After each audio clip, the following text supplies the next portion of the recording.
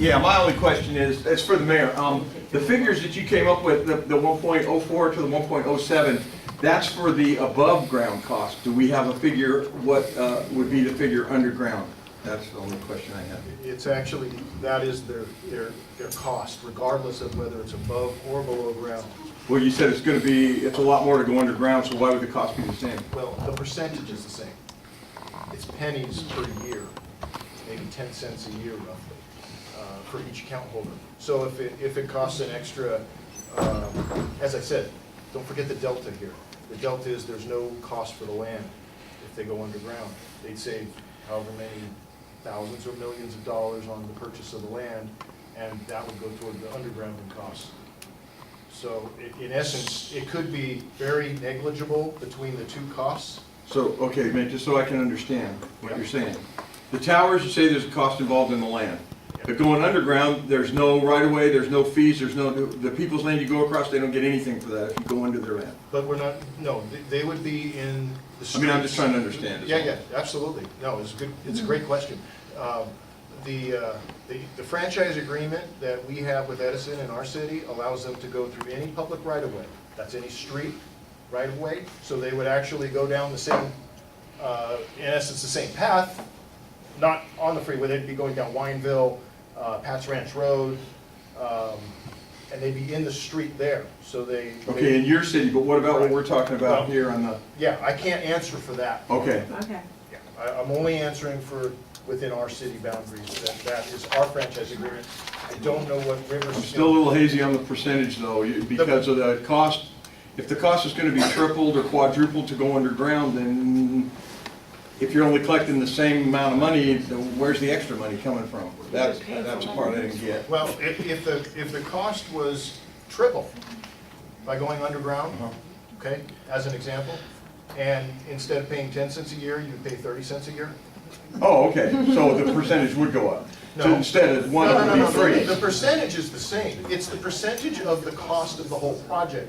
If the total project was 40 million versus 60 million. Got it, okay. Yeah, the percentage of 1.04 to 1.07. So if the cost of the project, okay, if the cost of project triples or quadruples for that section, then the cost, the 10 cents or whatever you said was going to be, then it's going to go to 40 cents.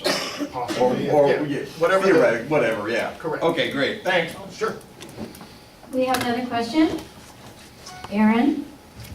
Well, so, kind of a question. I'm hearing what you're saying, and that's fantastic for you all. It doesn't look like that helps us at all, because what I'm seeing on the map, our section is going into our reserve, our wildlife refuge, our public, I'm assuming that's publicly owned land along the river bottom. I guess my question is, I think that all of that is part of the fairly new Santa Ana River Conservancy. Has anybody talked to them? Are they involved at all? I would think that there would be a big say from that perspective. Because as you say, it's wildlife habitat, it's along the river, it's our view sheds. But the city of Riverside, I don't think would have to buy the land, the easements and stuff, because it's already public land. So we can't use that as an argument to our electeds. So I'm curious about that. What we need arguments that we can use to convince our city that this is the best thing to do. And unfortunately, I don't think that economic one, I love it, I'm like, yeah. And and maybe if we can force them out of the river bottom and into the streets, where they would have that issue of having to buy easements, we might be able to convince them more. I think you're talking about the homeless out of the river bottom and in the streets. That's a joke. And the electric poles too. Nothing but coyotes and bobcats and, I'm sorry. no, we don't want the home. Let me try to take a quick stab at this, because it's interesting. What you say is very accurate.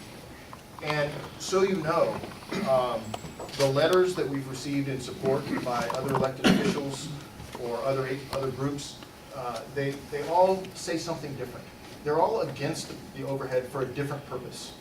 And we're not saying that the residents of Riverside, their only thing would be an economic issue, okay? There's gonna be other issues, the fire danger. Well, the there wild- is, but you know, it's economics that, If you want to convince the. yeah, that have the most Council. strength. Do you want me to answer some of that? Yeah. The Conservancy Agency is actually on the other side, it's near the Hamner Bridge. It's not that they just purchased, you know, with the, I know this is not popular, but the kangaroo rat tax. And so they did purchase some land there, but the Hidden Valley is owned by the Riverside County Parks. And so we're trying to stop them from letting the city of Riverside come in. Yeah, but it's more than just Hidden Valley. It's the whole rest of the river channel is the Santa Ana River Wildlife Refuge, or Santa Ana River Preserve, and came under the jurisdiction of the Conservancy when it was formed, which is under the Coastal Commission or somebody like that. But There's all kinds of agencies down there, there's flood control districts, there's SAPWA, there's SAWA. yeah, so what have you there's- done? And so, they're against it, they definitely don't want it, they want them to go, they actually don't even want them to go, they're not even underground, because when you dig it up, you're already, you know, changing the environment. So environmentally speaking, none of those agencies want the voltage lines to go there.